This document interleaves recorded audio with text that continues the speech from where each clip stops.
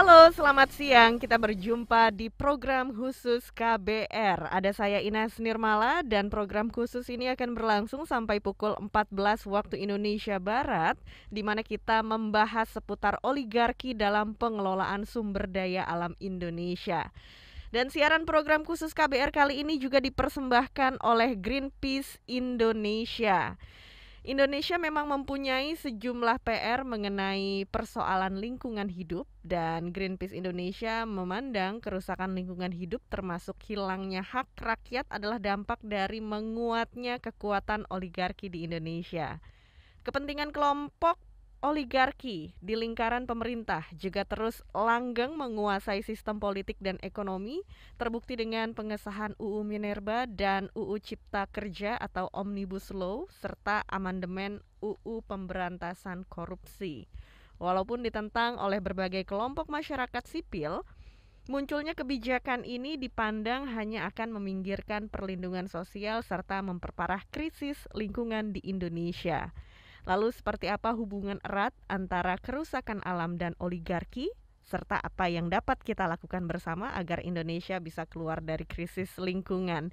Ini pastinya akan jadi tema yang sangat menarik untuk dibahas di program khusus KBR, Oligarki dalam Pengelolaan Sumber Daya Alam Indonesia. Dan langsung saja saya perkenalkan dua orang narasumber yang sudah terhubung secara virtual yang akan berbincang-bincang bersama kita di program khusus KBR kali ini.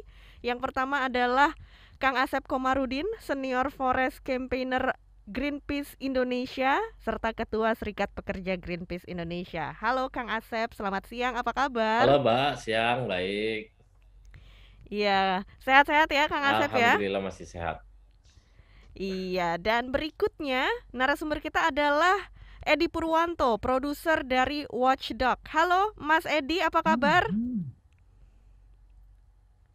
Halo Mas Edi Purwanto, boleh diaktifkan mikrofonnya? Halo, apa kabar Mbak Ines? Selamat siang. Iya, sehat-sehat ya Mas Edi ya. Alhamdulillah sehat.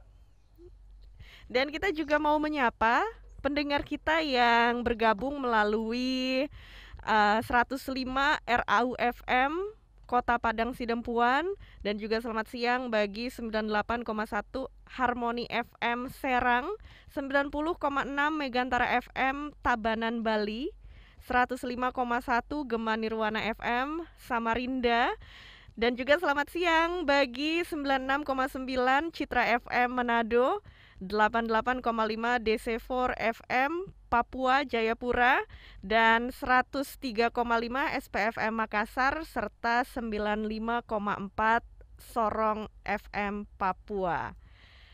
Oke, di siang hari ini kita juga mengajak Anda untuk bergabung di program khusus KBR. Silahkan Anda menghubungi lewat telepon bebas pulsa di 0800 245 7893 atau WhatsApp di 0812 118 8181.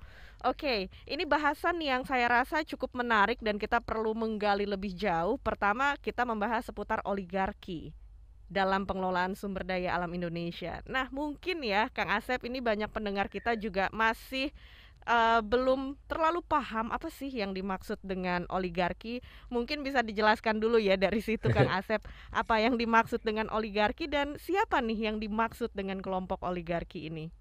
Iya, Mbak Ines.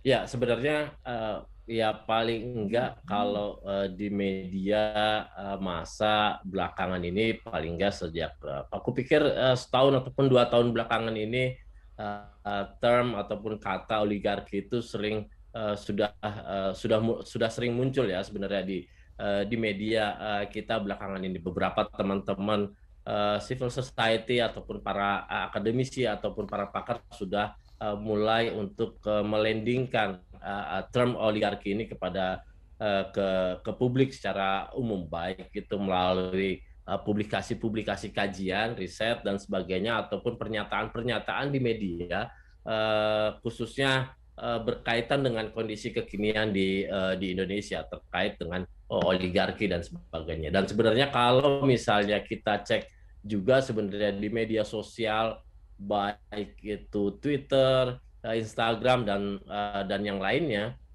term ataupun kata oligarki ini juga sudah mulai banyak dipergunakan oleh kelompok-kelompok muda, meskipun masih pada sekitaran yang kemudian terkoneksi dengan baik dengan internet, media sosial dan sebagainya. Dan memang juga masih belum juga merata secara umum ke rakyat Indonesia, khususnya terkait dengan oligarki itu apa.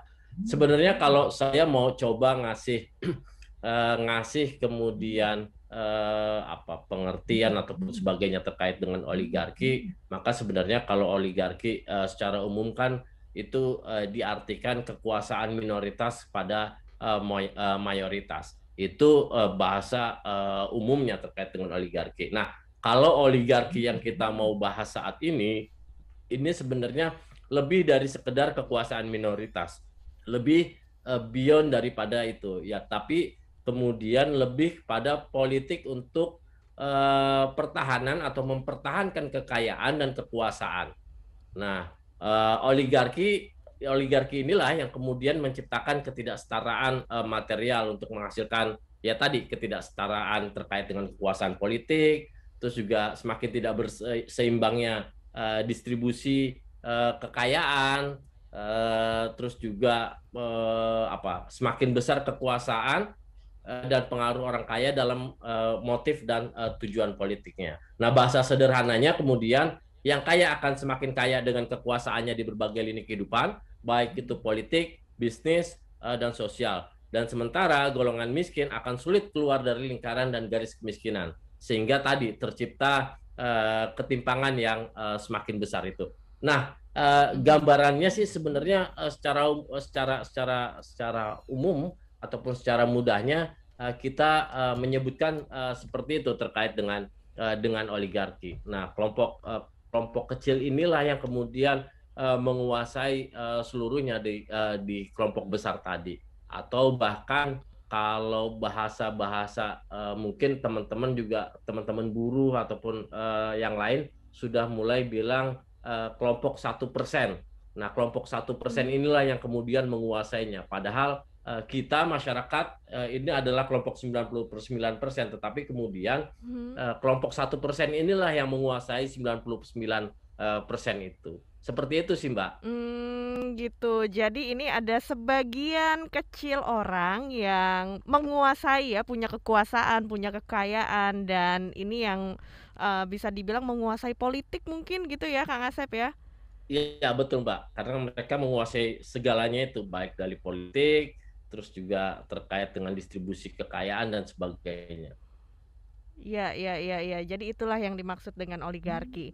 Nah, berikutnya saya mau ke Mas Edi Purwanto dari Watchdog. Ini bisa dibilang Watchdog itu sudah memproduksi banyak banget film dan dokumenter ya, Mas Edi? Alhamdulillah, sepertinya seperti itu.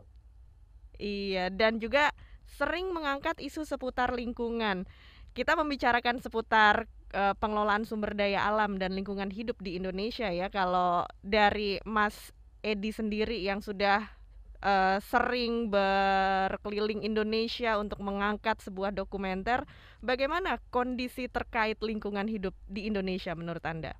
Betul. Selamat siang Mbak Ines. Jadi kalau Watchdog memang selama ini aktivitas kita adalah bagaimana mengangkat atau memproduksi film-film dengan format dokumenter, dan salah satu isu yang sering kita angkat adalah isu lingkungan.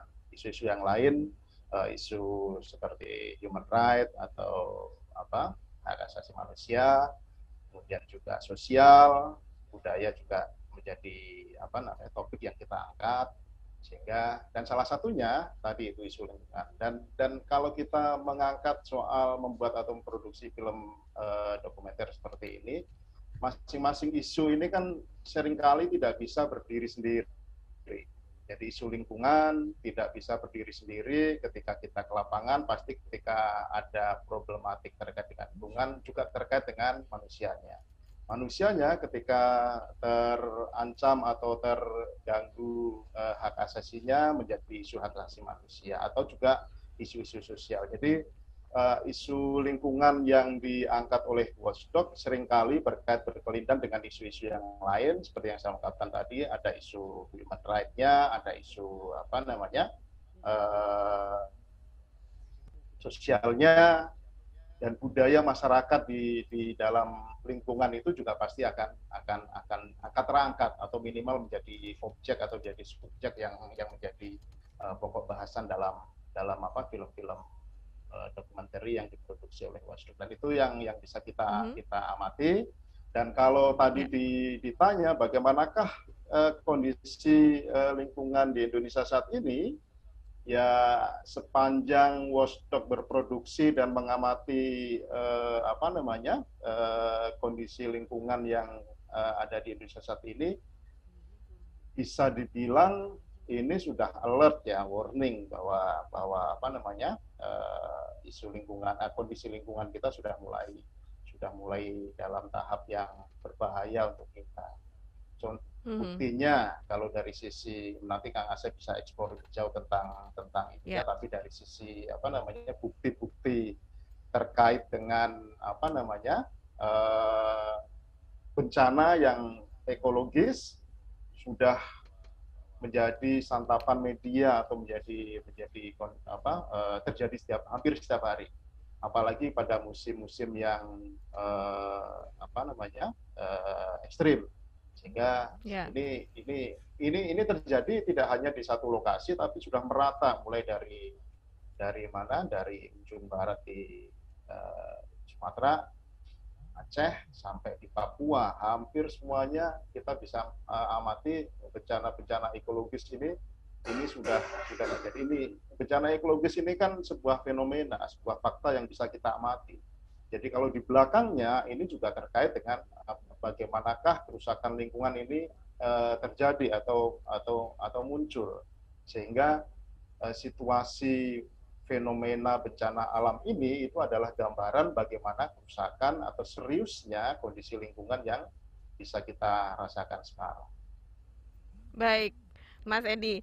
Dan berikutnya Kang Asep, kita akan berbicara juga ya, misalnya seperti apa hubungan antara oligarki dengan kerusakan alam di Indonesia. Mungkin nanti Kang Asep juga bisa jelaskan, tapi sekarang kita harus jeda dulu sejenak. Dan juga bagi Anda yang ingin bergabung dengan siaran program khusus KBR, silahkan Anda menghubungi telepon bebas pulsa di 0800 245 7893 atau WhatsApp di 0812 118 8181.